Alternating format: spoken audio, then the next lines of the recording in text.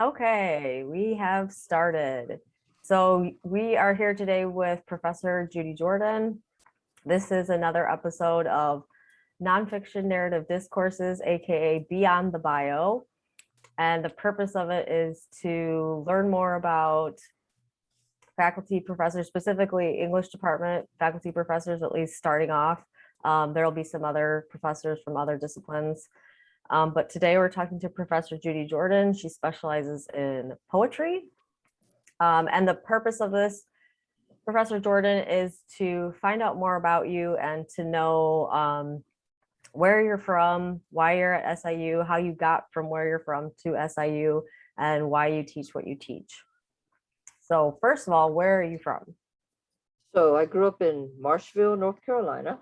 I grew up actually out in the country, so not in the little town. Marshville, North Carolina is where Randy Travis is from. It's much better known for that than for where I'm from.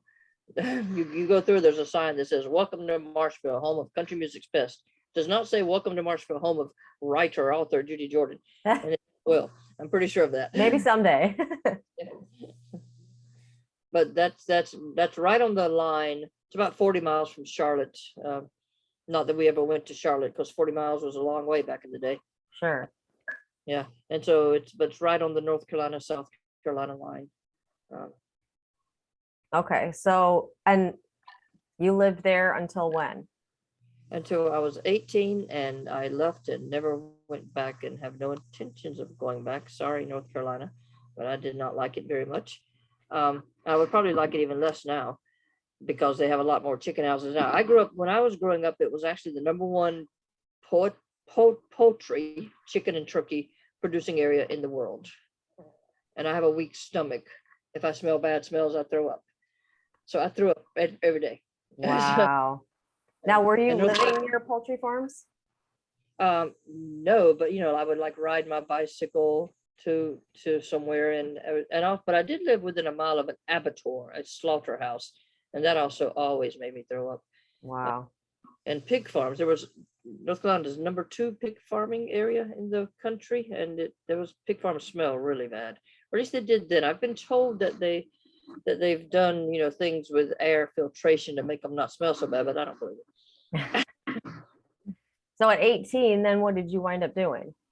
So I went to University of Virginia, which is in Charlottesville. My big goal was to go north, and to my mind, my very simple mind, that was north. You have to remember, this was before the internet. Sure.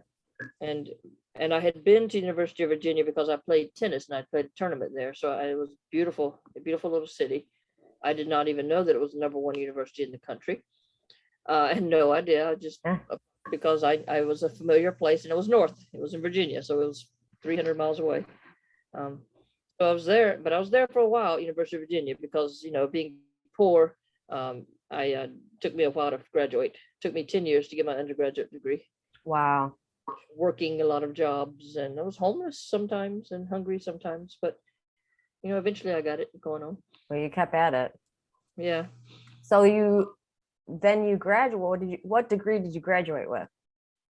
An interdisciplinary. I was the first. I designed it myself, and so it was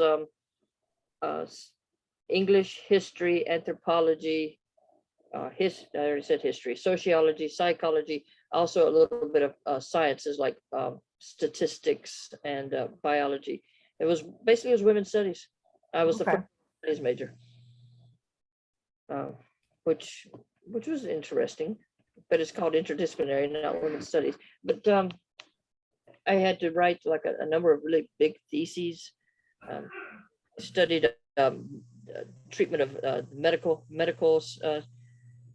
systems and how they treat women and people of the working classes, and the systemic racism and classism and sexism in the medical systems. That was what my big paper was on. And so you're working during this time too. So are you taking a full load of classes? How are you're working and taking classes, or you're just doing part-time classes?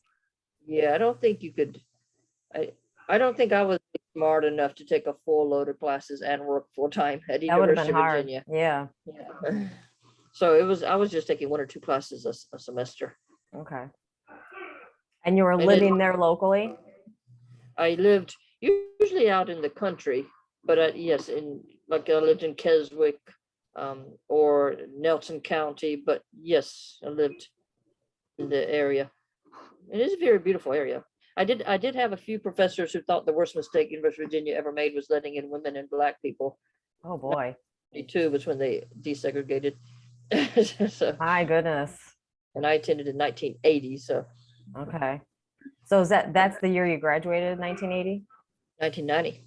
Oh, 90. Okay. So you started in 80, graduated in 90. Yes. Okay. So then once you graduated there, then what did you do? Then I worked some dumb jobs. I hardly remember. This was a long time ago. I worked some dumb jobs and got it into my head, and that I wanted to be. Well, I always knew I wanted to be a writer, and so I applied to all of one place, pretty much, because I did not have the money to apply to like what we do now. We apply to like 10 places, 15 places, but I didn't have the money, and I actually applied to University of Virginia in fiction, and somebody said, oh, you live in there, you should go visit the professors and the secretaries and get to know them, make sure they know who you are, and I was like, okay, cool. And I went and talked to Sydney Blair, and she said, oh, you've taken poetry classes with Charles Wright, and so you applied in poetry. And I said, no, I applied in fiction, and I don't have the money to apply in poetry. She said, well, it's not extra money, just go ahead and throw some poems in your application. And so I put some poems in my application, and that's what I got in. Wow. Talk about a life-changing incident, huh? Yes, that was the big yes. I didn't get it in fiction, so it's a good thing. Someone told me to go talk to them. Yes. So how long did it take you to get your master's? Now that they give you a scholarship, they give you money. Okay. They don't give a lot of money. I don't know how much money they give now, but then they gave you barely enough money to survive. The first year I was working a full-time job. I was delivering pizzas, and the second year you teach, and they give you a little bit of money, but they pay for your classes. Right. And so it was 2 years straight on. Okay. And I pretty much finished Carolina Ghostwoods, my first book, in that 2 years, and was sending it off. I won a Illinois Arts not Illinois. I was not even living in Illinois. I won a Virginia Arts Council grant, and that gave me some hope that there must be decent poems. And I not sure what year it was. I think it was probably about 95 or 96 that I got my first poem published, and it was published in Poetry Magazine, which is a pretty big deal, right? So yeah. Some hope, yeah. And then I was sending the whole manuscript off to contest, and it was not winning, but it was coming back as a finalist or a semi-finalist. And so I thought, well, this is a good enough book that it's going to hit sometime somewhere. And so I just kept sending it out. And in the meantime, I got a scholarship to the University of Utah in 1997 and got into the fiction MFA program. And what made you want to do that? I mean, if you were already working towards your master's for poetry, what made you want to go ahead and do fiction anyway? So my master's in poetry was 93 to 95, and fiction was always my first love. Always. Okay. Just even my poetry, I do write short lyric poems, and I love lyric poems. My favorite poems are really, honestly, lyric poems. But I have this big narrative mindset. It's just the way I was born. I have this story I want to tell, and you can't fight your own soul, I guess. Whatever it is that's inside you that says this is who you are. And so I've always wanted to write fiction. I just got I got into poetry, and I won the big prizes in poetry, so that's what I kept doing. But I'm working on a novel right now. So Are you? I'm working on the last draft right now. I think I'm putting it through its last draft, and I'm on page 20. Only 200 pages to go. So, yeah, I'm actually hoping to finish it soon, in the next couple of months. Yeah. So for Carolina Ghostwoods, what was your writing process? Were you writing every night? What was your, did you have a certain method of how you were getting your writing done? What was your editing process for that? Oh yeah. So Carolina Ghostwoods. I mean, I wrote most of that at UVA, and basically I sat at my desk and sobbed, and and hated myself, and cursed myself for being such a horrible writer. And but at some point, I was I was writing what traditional poems, like here's your opening line, here's a few stanzas, here's your closing line, and at some point, um, I just started messing around with rhythm, and it was my second year, and it came from reading T.S. Eliot's Love Song of Geoffrey Prufrock. Mm. Really jumpy rhythm in that poem, and Charles Wright's The World of 10,000 Things, where he has, he's just the rhythm master.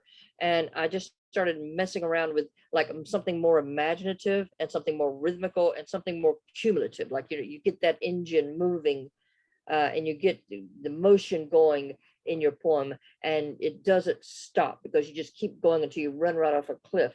And so I ended up writing the jumpy, into weird first lines of to help me to salt, help me to sorrow.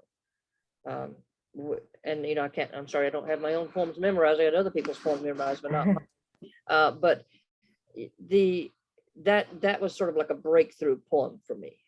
And it was a 3-page poem, and it leapt, it made jumps, it worked a lot the way my brain works, which is like, if I'm telling you a story, I'm going to stop mid-sentence, and because I remembered something else, I'm going to tell you about that. And then in mid-sentence of that, I'm going to tell you about something else. And that's the way that poem worked. It worked instead of just going straight forward the way most poems do. It was jumpy and associative and leaping. And it ended up being a breakthrough poem for me. But as far as revision and stuff like that, I really do. I'm just miserable writer. I'll fill up one page with various first lines or various last lines. I'll fill up another page with 20 different similes, sort of trying to say the same thing, but all different similes. And then I'll figure out how to make that one simile, how to take all 20 of those various variations of the one simile and make it into something decent. And then I go through, after a few drafts, I go through and I count syllables, and I look at meter. Most people don't realize I'm writing in a fairly decent meter. It's an open meter. It's not iambic pentameter. I sound ridiculous when I try to write iambic pentameter, but it's an meter. I'm aware of how many stresses I have in each line, and I just go through. It really is. It's a bleedy process for me. I just one line at a time and just suffering through it. Did you have particular people that you were bouncing ideas off of? Like, were you editing with someone else, or was that all just you editing yourself over and over and over again? Oh no, I would sit at my desk at UVA. I sat at my desk and wrote and read, wrote and read and wrote and read. And that's all I did. Hours and hours and hours. I mean, I was putting in 30, 40, 50 hours a week or more. I didn't have a life outside of that. That's all I did. And then, I'd take it into workshop. So How did your workshops go? workshop workshop is what workshop is. It's like you go home and you cry. But at the same time, workshop is helpful. I mean, workshop, for the most part, they are saying things that are correct. They see things that you don't see. They point, they can slash out lines or tell you to start somewhere else. And workshop, most everybody hates workshop, but the fact of the matter is your poems improve just so much in just a short period of time if you're willing to take somebody telling you that this thing that you've just poured your heart and soul into, and you've just spent 40, 50, 100 hours on, if you're willing to take someone saying it's not quite there yet, it's a bit messy, we need to do this, this, and this, if you're willing to accept that, and workshop's a wonderful experience. Sure. And I'm very grateful for workshop, no matter how painful it was. So, but you have to be willing to take some criticism. You can't just go in and say, well, this is my poem and it's perfect and I'm not going to change it, and how dare you suggest it's not what it is. Right. While you were writing Carolina Ghostwoods, you said you were also working jobs at the same time.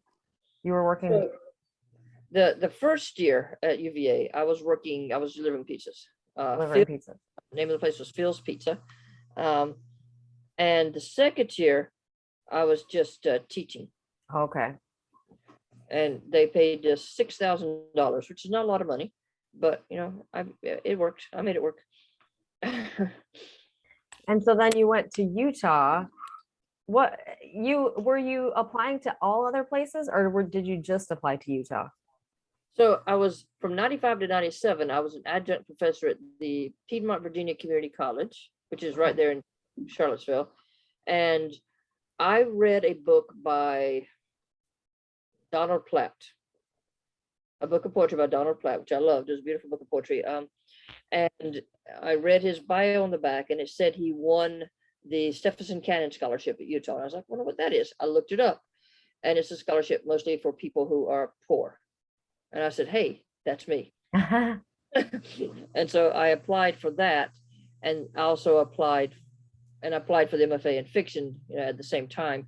And they accepted me in the MFA in fiction before they gave me the scholarship. And I was like, oh crap, do I take this and take the chance I don't get the scholarship? But so I went ahead and took the chance and accepted the MFA offer, and then they gave me the scholarship. Great. So then how long did you stay in Utah? That's a 2-year program, the MFA. It was then anyway. It was a 2-year MFA fiction program. And I hung out for another couple of years before I got a job at California State University, San Marcos. I applied for the job here at SIUC at the same time I did CSU, but I didn't get this job. Okay, what year was that? Oh, was it 2000? It was 2000. 9/11 happened while I was at CSU. So it was 2000, I think. I missed the Utah Olympics. I was in California when that happened. Okay. And I came here in the fall of 2002. So like the person who got this job here at SIU, he ended up going somewhere else. And then so this job opened back up again. Okay. Yeah. And you originally came to teach poetry, is that right? Yes. Okay. So, yes. And you've been teaching poetry. So you're going on almost 20 years then. Yes, I am. That should be next year, right? I'll be pretty close to retirement, won't I? That's great. So you stuck around. There has to be something that kept you sticking around here. Yeah. Well, I thought about going some other places. I mean, the state is not as bad as it could be. I mean, here I'm very thankful. For example, right now, I work at a university that has mandated vaccinations and masks. I have a lot of friends who are working at universities where they are the only person in the room wearing a mask. I'm glad I'm not at those universities. So I mean, there's something good about this entire state as far as I'm concerned. So I feel like that in that respect we have a decent union. I was thinking about getting another job at some point, but then the economy collapsed around about 2008. Right. And no jobs. It's just really much harder to get jobs than after that. So you came to Southern Illinois around 2001, you said? No, 2002, you said? Fall 2002, yes. And now, if I understand correctly, you built your own home? Yes. So when was that happening? When were you building your own home? So was that around 2006, 2007? You're asking me to think about time. You don't have to nail it down. I'm just wondering, so you didn't come here and then automatically think like, I need to build myself a house. You were here for a few years and then the decision kind of came upon you to do it. Yeah, this is just one of those weird things about me. Sometimes I see something like I think I saw a little book of small houses. I'm like, wow, that looks so fascinating. I would like to do that. And once I've done it, I'm like, why did I do that? I don't know what I was thinking. But that's basically it. So some 2 acres of land came available, surrounded on all 4 sides by the Shawnee National Forest. And so in Union County, where they don't have any rules about house building, they'll let you do anything. They don't care. And so, I bought that land and then went out there and built a little cordwood cabin, a little Thoreau size. I didn't actually know it was Thoreau size when I was building it, but 10 by 15 is a really easy size to build. Okay. So I went with that. That's 150 square feet. So there's Thoreau right there. So how long did that take you? That took me, I slept in a tent from May until, well, the snow was flying, but I'd moved into the house before the snow started flying. So it took a few months. Okay. And then was it hooked up with electric and water, or was it just freestanding, no utilities? Oh yeah, no, electric and water, that's overrated. I love electric and water. No, it was off grid. Yes. Okay, off grid. So you still have this place? That's not your current place, right? Yeah, it's not my current place. This is Grindle. This is Grindle. And nope, I still have that place, but it's out in the woods, and I'm here in a little town now with electric water, which I happen to love, by the way. Yes, yes, I agree. Once you've gone without it for a while, you start to really appreciate having it. Yeah. And so you're a dog lover. I know the bio on the website says that you're the founder of Dog Rescue. Is that right? Oh, my gracious, what is this website you're looking at? Yeah, so yeah, this was a big, I got here, I had a pug when I came, Beauregard, and I wanted to get another pug, right? So I was on the internet looking for pugs and thinking pug, and I discovered the puppy mills. Missouri is full of them. And when I lived on the East Coast, Virginia, never heard of them. When I lived on the West Coast, California, never heard of them. Just assumed they were something that was illegal. And would get shut down. Turns out they're called commercial dog breeders, and you have these huge places that have hundreds of dogs, and they are puppy mills, though they call themselves commercial dog breeders. And I discovered that when I was looking for pugs, and I think like this is another one of those weird things that I do where you can tell it's the creative impulse. Like, oh, I have $10 in my name and I need gas in my car, but there's also this new book that just came out I want to buy, and I'll go buy the book. I'll go buy the book about the gas. This is creative impulse. And I think I was reading this thing on Friday, and I discovered there was going to be a puppy mill rescue the very next day, Saturday, and I went to it and ended up with 10 pugs. Oh my goodness. Yeah, but I didn't keep all 10 of them, just so you know. I got found homes. That's quite an undertaking. So have you always did you grow up loving dogs? Did you have dogs as a kid? Oh yes, the dogs were probably what saved my life as a child. I mean, that's the one place you get love from. When you have a dysfunctional family, you can always count on your dogs. My dog is cutting in and out. Yeah, my dog is turning off the video. He's like, whatever. There we go. Okay, so I want to know about some of the part-time jobs you were working while you were putting yourself through school. I know you said you delivered pizzas, and that job shows up in one of your poems, which is very interesting. If anyone wants to look up your book, they should, because that's an interesting poem. It seems like you encountered some interesting and scary things sometimes when you were delivering pizzas. That makes sense. I mean, you're delivering to anybody. Yeah. What were some of the other jobs that you worked? So one I have not written about was the summer I worked in an ice cream factory. Okay. And I don't know why I haven't written about that, but it was a tough job. But it basically, my various, basically you stand in one spot for 10 hours, and one of my jobs was putting popsicle sticks into popsicles. Okay. I mean, the machine did it, but the machine was always breaking down. So right, you got to watch the machine. Yeah. Yeah, and when the machine would break down, and you have to do it yourself. And one of my jobs, which is really bad for your back, was ice cream in the little pints would come down, go through a machine that wrapped it in plastic, and then my job was just to pick it up and turn to the conveyor belt and put it on the conveyor belt. So 10 hours just doing that. And so that was one summer. And another job, this shows up in my books, is working landscaping and working in greenhouses. This shows up in hunger. Hunger. Because it shows up in a way in all my books because my books are so lush and full of plants, right? So that's, and delivering lots of various pizza jobs. I did work a job of construction one time, which is concrete form work, which is especially hard. Yes. Yeah, I was younger and healthier then. Yeah, concrete's hard work. Yeah.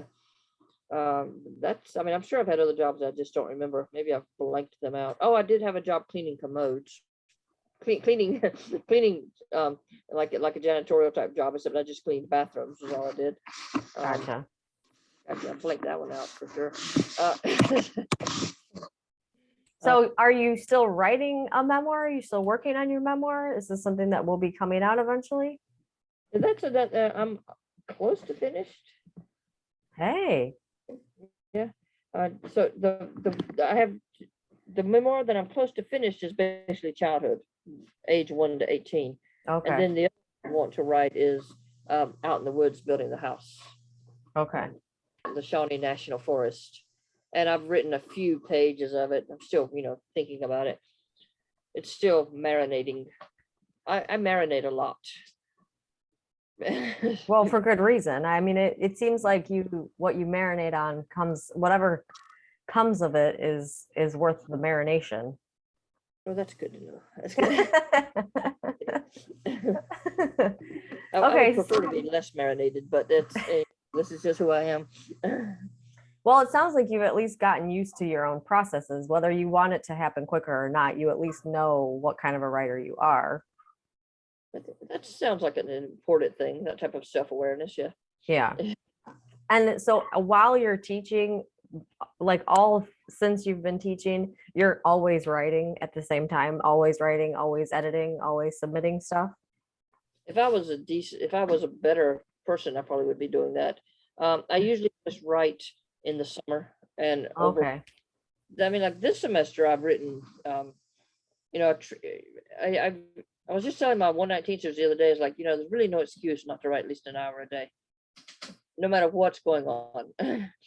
You might have to drink an extra cup of coffee, but just 1 hour a day. If you just wrote half a page, you'd almost have a novel done by the end of the year, almost. So, and this semester I have been, because I've been, I've been almost trying to finish the novel. So I've put it in drafts. But normally I just write in the summer and in the winter break. So that seems to work for you if you can just, and am I correct? You pretty much write at night? Like, do you stay up all night and you write at night? That's true. I am a night person. Yes, I do stay up late. I don't know if it's just because I am indeed a night person, or if it's because I procrastinate all day long, and then I suddenly realize I haven't done any writing, and so then I have to stay up and write. This is Ich bin Frieden. Hello, Ich bin Frieden. Huh? So how many dogs do you have now? I'm not going to answer that question. Okay. That's fine. You don't have to. Are any of them fosters? They could be. Okay, gotcha. Gotcha. Grindel could be a foster. No, not you. You're not a foster. You're here. You're here permanently. So as far as teaching goes, what are some of the things that you enjoy most about teaching? So I'm going to have to say the thing I enjoy most about teaching is when the student's writing improves. And we're like, if you have, say, a third year, a student here, the students are here in the MFA program for 3 years.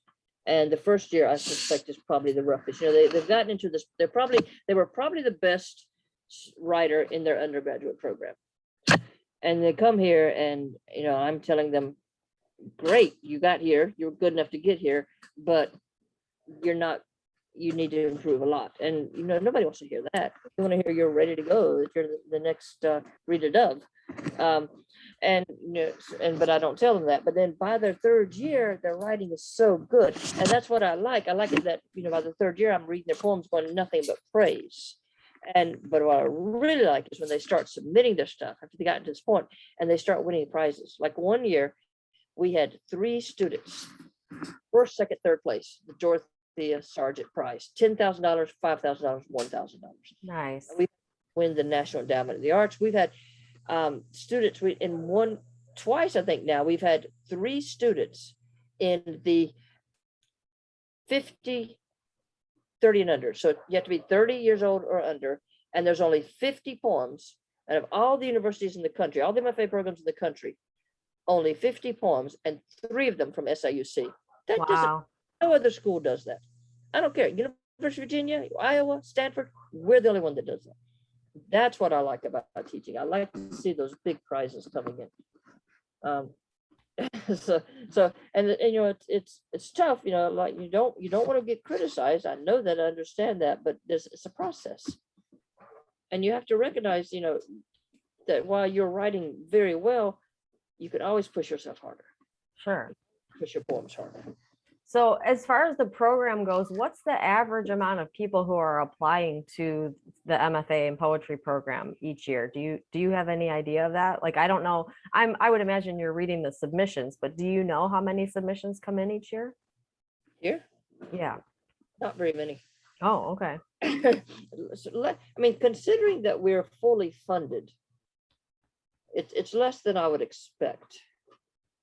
It really is. I would expect it to be, because I know there are a lot of fully funded universities in the country, but they aren't all fully funded. You come here and you're making what, $12,000-$13,000 a year? That doesn't sound like a lot, but the cost of living here is not very high. Right. And so it's enough to live on. You don't have to take out loans. Some people do, but they don't have to. Right. And you do have to teach, but you get the experience teaching. You can put that on your CV. It helps you get a job when you leave here. And we have so much success coming out of this program. It's incredible the amount of success we have coming out of this program. So it always shocks me that we don't have more applications than we do. Must be a hidden gem. We'll have to figure out how to market the program just so people are aware of how successful it is. Because I don't doubt it. I think there's also a lot of fiction writers that are coming out of the program that are getting awards and novels and are doing really well themselves. So yeah, we just need to market a little bit better, it sounds like. Yeah, there are a number, Sequoia, Ko Nagamatsu, who's Benjamin, he wrote the Red Wolf book. He's an incredible writer and very famous. We have a number of programs. And also the fiction program, you do have not very many programs in the country are now doing digital humanities, teaching you how to do game writing or how to put your work out there some other way besides the traditional publishing houses. Right. So Twitch, Twine, virtual reality, podcasting, all that stuff. You don't have a lot of that in this country. So, and then you have, but you also, in addition to that, you're learning craft. Right. So yeah, exactly. So what started you? I know you've got some YouTube videos out there and they're very good because they're class sessions. So what got you started putting your class sessions up on YouTube? Yep, I'm blaming the fiction writers, the digital humanities. Because they started doing that. Pinckney Benedict started doing that, and we got the program going, and I said, well, I guess I'd better do this. If we're going digital humanities, I guess I'd better learn how to put that stuff out there. And so YouTube is what I chose. I think iPod, what's it called? Podcasting would also be good. See how, I barely know how to use a computer. So like, oh, computer, fancy typewriter. I like it. So I think that, I wanted to, something like podcasting, I think would be good because you can just listen to it while you're driving down the road, but you can also just listen to YouTube videos. You don't have to look at it. Right. So, I need to do, I'm going to start doing reviews on the YouTube. Oh, yeah. Videos. Yeah. Reviews of books and poetry? Yes, reviews of, mostly, I was thinking I'll start with Read the Doves, Thomas Aguilar, because it's one of my favorite books, right? Yeah. And Carolyn Forshay's Country Between Us, and Ruth Awad's Set Music to Wildfire, and Andrew McFadden Ketchum, and Anna Knoll. So I'm naming a lot of my students at the moment, but they're writing incredible books. Yeah. So I would like to start, making sure that those books are getting attention. And I think that's a great idea. Yeah, you should definitely do that. Yeah. So who were your writing influences? Like you said, you knew you always wanted to be a writer. So what writers were you reading that made you think like, I think I can do this? Like when I was growing up, I didn't think I could do it. I was reading, I read all the time. It was a great escape. And I would dream almost every night. I had dreams in which I was reading a book and just turning the pages and knowing in my dream that I had written that book. Oh, wow. Yeah, but unfortunately, I'd wake up and not remember anything I'd written. Dang it, unfortunate. But I knew I wanted to do it, but I did not know that there were actually people in the world who could write my story, that I was living, that I wanted to put out there. It's like, it's like reading. It's not the case now, but then like any young adult novels you read were always happy, Oh, yeah. happy ending, happy stories. And I was just like, this is ridiculous. It's not the case now. But when I went to the University of Virginia as a biochemistry major, pre-med, not writing, I was walking down the hall, and on the door of one of my professors, there was some poems. There was a poem by AI, and there was a poem by Adrian Rich, a poem by Sharon Olds, a poem by Louise Glick. And the Louise Glick poem was Greta in Darkness. This is the world we wanted. All who would have seen us dead are dead. And it's a poem about all the women being dead. And Gretel's there with her father and her brother. And I looked at that and said, how have I never noticed? I'm not totally dumb. So how do I have never noticed that whenever you read a fairy tale, all the mothers are dead? Like my mother, who died when I was 7. How have I not noticed this? But there was just something about the rhythm and the story that I said, oh, this is what I want to do. This is it right here. And so then I started reading these books that like Adrian Rich and Sharon Olds, the Living and the Dead, and who's a persona poet and writes poems that really speak to my life, because they're poems like people like butchering goats. I think one of her poems is actually called Abattoir, and I grew up right beside an abattoir. So and then Adrian Rich, of course, who's influenced a lot of people. And I started reading those books, and then of course I read like Marilyn Robinson's Housekeeping, which is a book about pretty much everybody dying. The mother died, the father died, and his children are being raised by their aunt. And it's just a gorgeous book, and so this are my influences. And then I've read a lot more than that since then, right? I mean, Rita Dove's Thomas and Viola, you read that to learn how to do an extended simile, Right. or how to do even just a simile. That's so like I go simile. Let me see here. Oh, the birds look like clothespins on the power line, and Rita Dove comes along and says, she comes along and says the music was like a glass of water held up in the hand of a young girl. And I'm like, what? That's incredible. Yeah. So that type of stuff. And then of course Charles Wright, who is completely different subject matter than me. I mean, Adrian Rich is more my subject matter. Carolyn Forche, that's more my subject matter. But Charles Wright, he was raised in the South. He was raised in North Carolina with the gospel music that I was raised with. So that's rhythm, that spoke to me. So it just, all these various books, all these various influences, and it just all sort of melded into me and became who I am. So so even since then, you're just always reading, even while you're writing, you're always reading. Oh yes, yeah. I definitely prefer to read than writing. It's much easier. Yeah. But that's quite a switch though, from biochem to poetry. Yeah, I never wanted to be a biochemistry major, doctor. I wanted to be a writer, but I didn't think I could be. And doctors make more money. Oh, sure. Yeah. Was it an issue for you to have to switch everything around in your school, or were they just like, well, just do what you want to do? Pretty much. I had to write out I had to petition. Okay. But yeah, they let me do it. Yeah. Nice. And you, since your mother's passing, did you write even as a child about that? Like, I mean, obviously it's a huge influence on your life. But when did you feel like you wanted to start writing about that? I wanted to write about it, but I didn't know how. And so I did not write my first poem until I was 20. Okay. I see all these like famous writers who like have journals who wrote like their first book when they were 5 years old. I'm like, okay. Like, nope, that wasn't me. It never occurred to me that you could actually do that.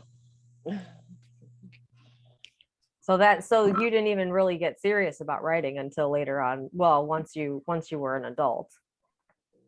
That's correct, yes. Gotcha. Okay, so you've got books in the works. How many books do you have total so far that have been published? Let's see. Carolina Ghostwoods, 60-cent coffee and a quarter to dance. I just blanked on the name of my own book. 60-cent coffee and a quarter to dance, and Hunger. And then Children of Salt should be coming out in the next few months. So that's 4 books of poetry. And then I'm hoping to finish the novel, which is called Broken Days, Broken Hearts at the moment. And the memoir at the moment is called My Mama, My Sweet Nellie. So I'm hoping to finish those in the next 6 months. And have you sold them yet, or do you need to start? Okay, Need to find an agent. gotcha. Yeah. Yes. That shouldn't be too hard, right? Oh no, Yeah. they're beating down your door, right?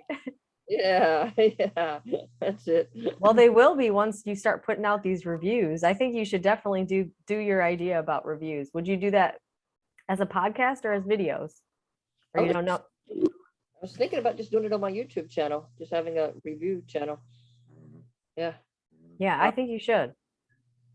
Yeah, and mostly poetry because, maybe some nonfiction, since that's, I mean, now that I'm writing nonfiction and fiction, but, mostly poetry is what I'm planning on starting. Yeah.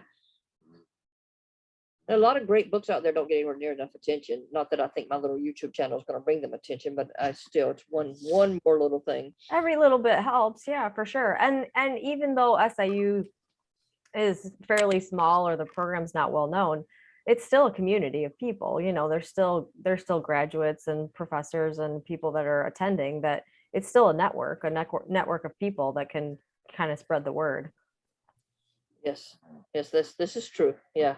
And it should be better known. It really should, considering the writers we put out. It really should be a better known program. Yeah. Well, hopefully this Twitch stream will get some attention and your YouTube channel will get more attention, and we'll just keep passing it along. We just got to keep putting the word out. Yeah, this is the wave of the future, right? Twitch, Twine, Right. dogs. Right. He agrees. So you're going to try and teach several more years as long as you can? Is that what you're going to keep writing and teaching, or what are your plans for the next few years? I'm probably going to be retiring sooner rather than later. See, I'm going to be 60 in December. And I'm hoping to retire around 62, 63, depending upon the economy. So anybody wants to study with me, better get here right now. That's right. Now's the time. Anybody, if anyone's interested. I do have to say a couple things. One, I want to say thanks for a few things in your classes specifically. One is that you've never shied away from being honest, which I think is very helpful for writers. It's good to hear the truth about their writing.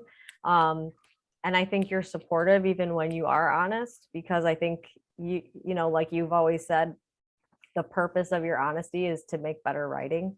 And I think that that's important. If that's what we're here to do, if that's what we're in classes to learn how to do, then it feels like that's what you're there to do as well. You're there supporting the writing that's happening, and you're willing to say the honest, hard truth when it comes to that. So I want to say thank you for that. And I also want to say thank you for mentioning things in class like deadlines for applying to programs.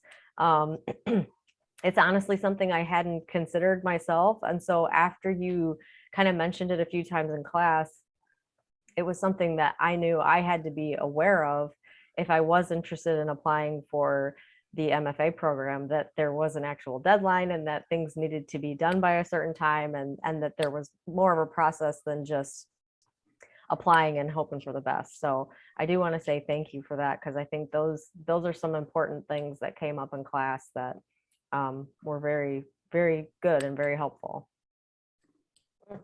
I'm glad they were helpful. I've been told by some ex-students that I used to say criticism is love, that I actually care enough about you that I actually read your piece carefully enough and figure out what it needs to do to improve, and that I'm showing you how much I care about you when I do that. So criticism is love, apparently.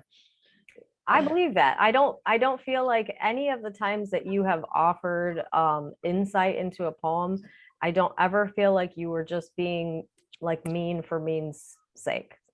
That never happened. I think the purpose of your criticism was always to make better writing, and I think that's important. And it's hard sometimes to tell people that something either isn't landing the way it needs to, or it doesn't sound the way it needs to, and that sometimes those are hard conversations to have.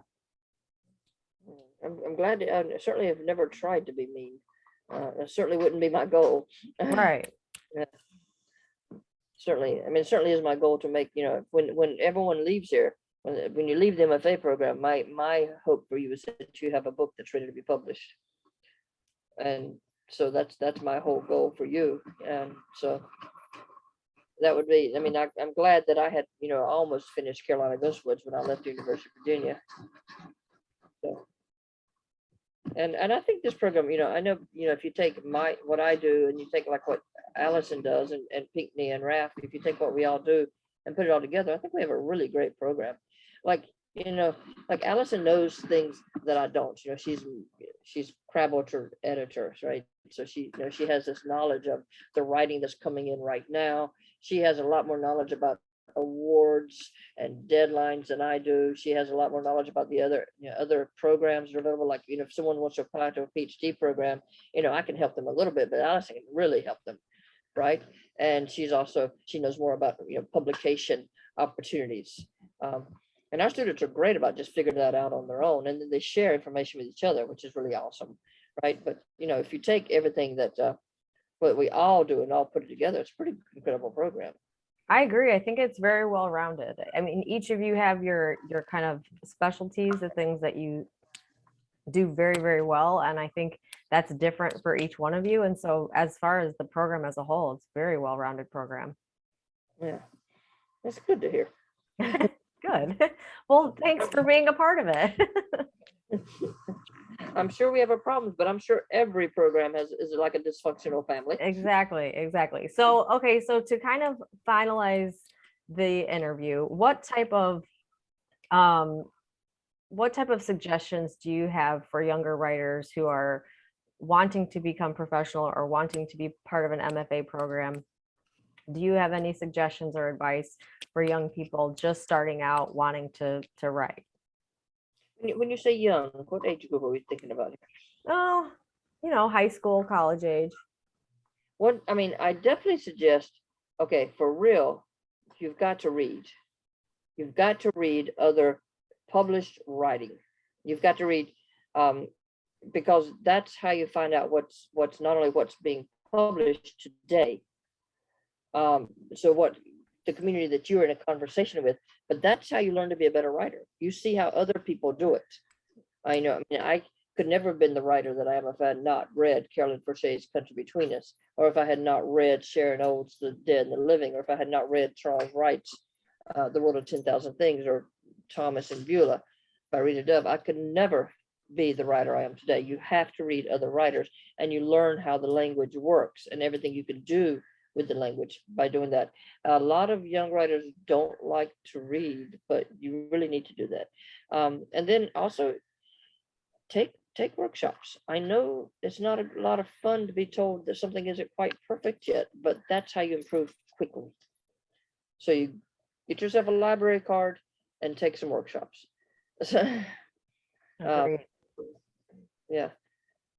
And be willing. A lot of young writers, they don't want to revise. It's amazing how many younger writers, like introduction type level, I'll tell them what and very gently, after praising them, I'll tell them what I think needs to be done, to improve, and they'll say, I'm not gonna do that.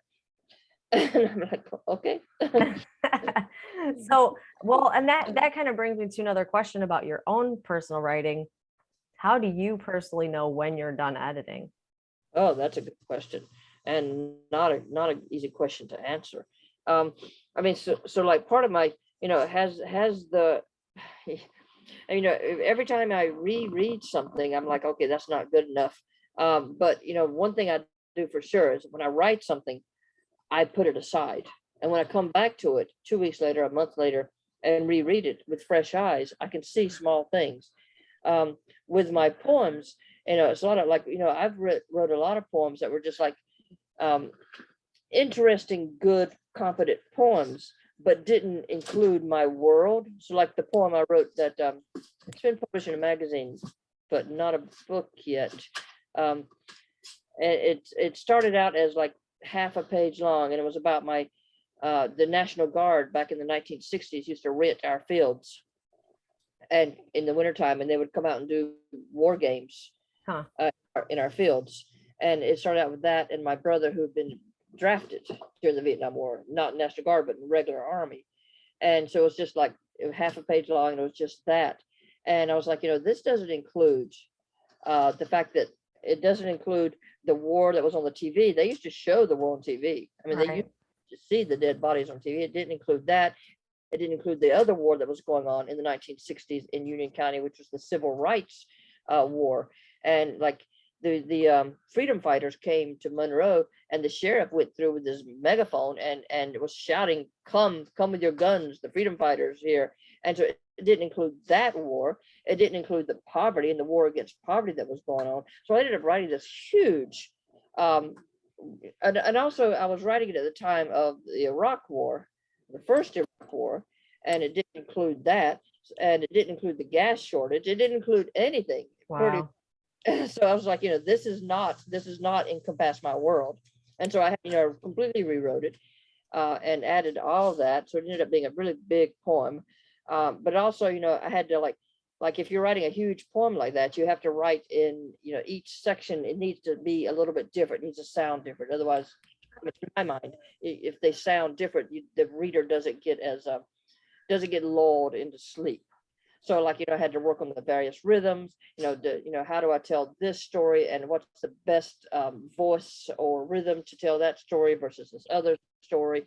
And I add, I start out, make sure the narrative is clear, and then I go through and make sure I've got music, meter, assonance, alliteration, and then I try to make sure I have similes, because for me that's what makes a poem is imagination, music, and so I just try to do everything I possibly can to make sure that's all clear, and that I have the music and imagination along with the clarity of narrative, and that my entire world is in that poem. And I'm not saying I succeed. I'm not saying that I ever really know when a poem is finished, but at some point you have to say, okay, bye. Right. Yeah. When do you say goodbye? Yeah. Those are hard decisions. Yeah. I don't know. Do you have personal colleagues, like just people that you bounce poems off before you submit for publication? Generally, no. Every now and then I might have a graduate student read one, but not generally, no. Once you graduate school, you're sort of on your own. I actually do recommend, if you're in graduate school, that you become good friends with someone, and that the two of you continue to read each other's work. Right. For three of you. I know that I have a few graduate students right now who told me they're doing that. There's three of them, I think, are meeting regularly and reading each other's work. So, but it also helps, I think, to not choose the people who just love your work. Right. Yeah. choose the person who is going to be a little bit critical and make it push you. Right. Yes. Yeah. We all need a little push. We need some tough honesty to know where our blind spots are. That's kind of what you were saying about putting something away for a little bit and then seeing it again. Sometimes you kind of are able to see your own blind spots, but that's not always easy. So yeah, it definitely helps to have somebody to bounce stuff off of. And then of course I continue to read other writers, which that only just makes me hate my own writing. Like I'm reading Melanie Ray Tawn's Sweetheart right now. Sweetheart, like I'm never going to be this good of a writer. so sometimes I just have to accept that. So, but see, that's another thing that I have to say, it's also kind of because I have read your writing, and your writing is amazing, and it's good to know that good writers still struggle with that. They still struggle with being self-conscious and thinking that they're not good enough. And you talk about the shit committee in class, you know, that you've got this shit committee in your head that's always like, it's not good enough. So it's nice to know that even professionals struggle with that. Yeah.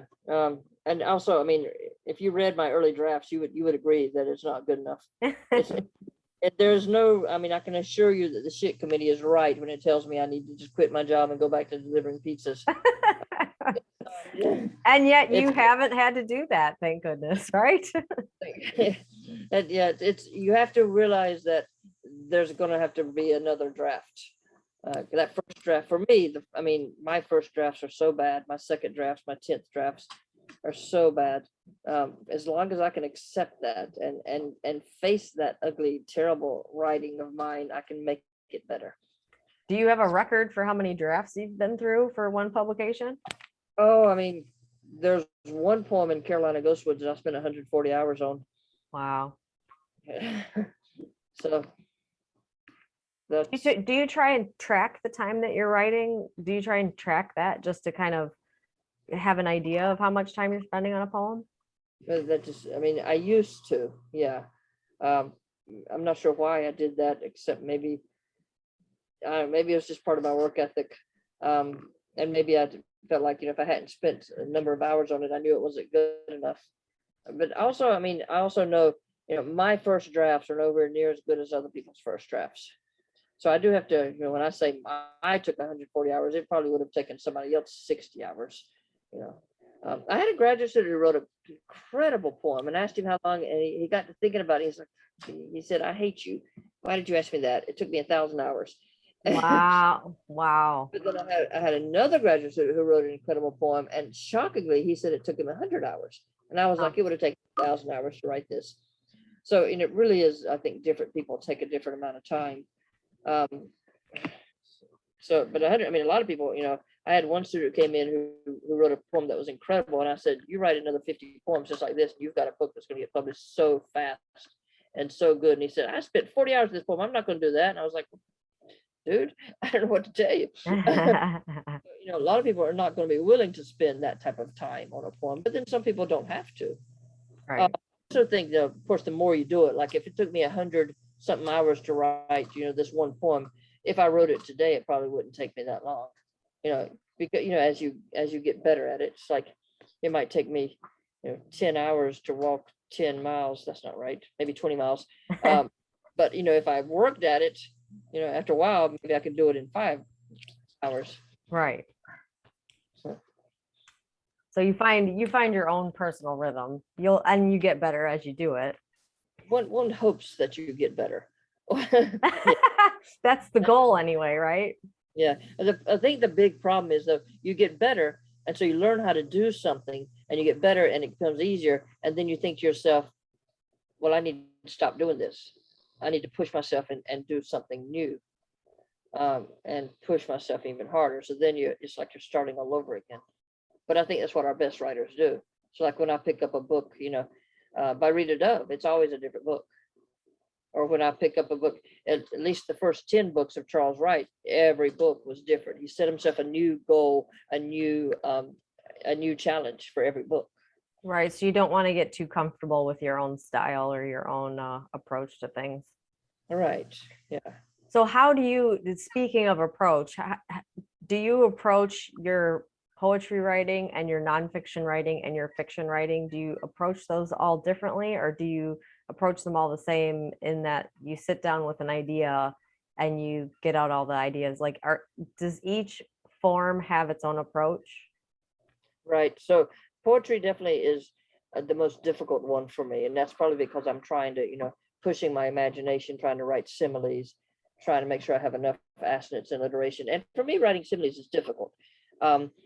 And I write a lot of similes, but I have to spend a lot of time on them. So for me, writing poetry, I know there's a germ of an idea, there's a narrative there, but it's mostly about getting that music in there. Whereas when I'm writing nonfiction or fiction, that's more narrative, and that is what I do naturally. I am naturally a narrative person, so that comes so much easier. So then it's just a question of what voice you're going to use, where I'm going to start, where I'm going to end. And once I figure out those two things, I find the middle part, time consuming, but easy. For some reason, for me, I got to get that beginning and I got to get that end. I guess I just need to know where I'm going. Right. So you need a path. Yeah. And I might get there in various different ways, but I know there's something down there at the end that I'm going to get to. So like my nonfiction piece, I wrote the beginning and the end, and now I'm just filling in the middle. Nice. so let's hope I get, I mean, I'm not saying that I won't, the end might change, but right now I really like the end. So I'm hoping it doesn't change. I hope I get there. Do you think you'll do any digital translations of your own work? Like, because did you work with SIU Press on some audiobooks? I read a book out loud. Do you think you would do that for your own work? Like if you write and publish your memoir, would you do that as an audiobook? I hadn't even thought about it. Oh, I think you should. I think I really do. Yeah. Consider it. And we have the labs here. Oh yeah. It would, yeah. I don't think there would be any hurdles for you getting your audiobook done. Someone else did my first Carolina Ghostwood is an audiobook. I think Really? Reading for the Blind, I think, made it into an audiobook. How neat is that? Yeah. How did you find out about that? Someone told me that her mother had it, that her mother had listened to it and informed her that I seemed like a really nice person and I probably had dogs. Oh, so they can tell just from your writing. I was like, because I don't have any dogs in Carolina Ghostwood. No, that's there. Funny. Yeah. It's in the essence of the poem. Yep. That's neat. Yes, I definitely think you should consider finishing your memoir, getting it published, and turning it into audiobook. I think that would be really good. Yes, and then people can listen to it as they're driving. Maybe I get with a better accent than my Southern accent would probably be appropriate. I think you should do it. If you've already done an audiobook, I think you should do it. Okay. Thank you. So coming soon. Not only will there be a Professor Judy Jordan memoir, there will be a Professor Judy Jordan memoir audiobook. Fingers crossed. The book I read was about Mother Jones, and I actually started crying during it. Really? I started crying. Well, first I almost cried during the part where her children all died. Her husband and her children got something like yellow fever or something, and all died. And my voice was cracking. And then I got to the end, and she died. And I was just like, oh, I can't take it. Oh boy, was that a long process reading the audiobook? Yeah, I mean, it was, especially since, I mean, there was some part of it that, it was Mother Jones. So there was a lot of like, some part about like, all these people with various names who were doing this, that, and the other. And I was like, oh, Mother Jones, I love Mother Jones, but there was a lot of it that I was just like, what is this nonsense here? And I got the feeling the author didn't like her very much. So, I mean, he liked her, I think, but there was I guess Mother Jones was considered a bit much at the time. Not surprisingly, she was a passionate woman. And she, sure. And she really got the miners riled up, but she would make speeches. But it did get me interested though, because apparently she spent some time, which people don't know as much about, in the South, actually working in factories and trying to do something about child labor in the factories. And hear much about that. And I was like, I feel like somebody needs to do more research on that and write a book about that. Yeah, definitely. She spent in the South. I forgot what state it was, maybe Alabama or somewhere. But yeah, I mean, there was a lot about it that I really enjoyed, and I always enjoy crying when I'm trying to read an audiobook. Hey, it means it did its work. It touched something inside of you. Yeah, Mother Jones, she's just buried right up the road. Yeah. Well, I don't want to take up too much more of your time, so I want to say thank you very much for being willing to be a part of this project. Thank you very much for the work you're doing in the MFA program at SIU. I appreciate what you've done. I think you're doing good work. I think your work is worth knowing and understanding.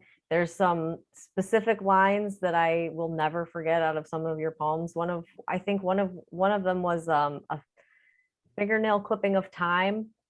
That's just unforgettable. So yes, thank you very much for writing those lines. You've done some great writing work, and you've done some great teaching work as well. Well, thank you, Holly, and I'm looking forward to seeing you in maybe a nonfiction class here pretty soon. I hope so. I really do hope so. I'm gonna keep rooting for nonfiction. There's not a lot of nonfiction options at SIU, but I'll just keep rooting for it. Hopefully I'll be able to teach it next fall. So Good. Good. Well, you will see me there. If and when you do, you will see me there. Okay. All right. Well, I'm going to stop the recording. So hang out just a bit and I'll stop. So, but thank you for being on, and I will definitely let you know when this streams. Okay. Okay. Awesome. Okay. Hold on.